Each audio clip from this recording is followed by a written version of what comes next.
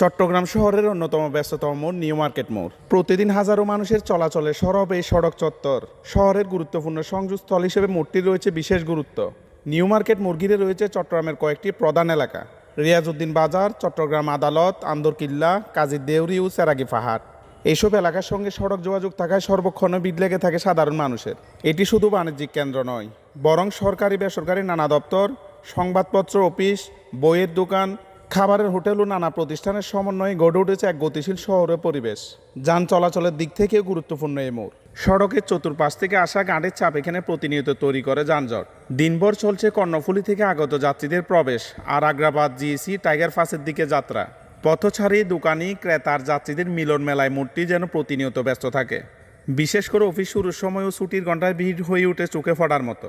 Chittagong new market মোড় এখন শুধু একটি ট্রাফিক পয়েন্ট নয়, বরং চট্টগ্রামের মধ্যাঞ্চলের প্রতিদিনের ছন্দময় জীবনের প্রতিচ্ছবি। প্রিয় দর্শক, সর্বশেষ আপনি কত সালে চট্টগ্রামের নিউ মার্কেট মোড় এলাকায় এসেছিলেন? এই মোড়কে নিয়ে আপনার কোনো অভিজ্ঞতা থাকলে কমেন্টে শেয়ার করতে পারেন।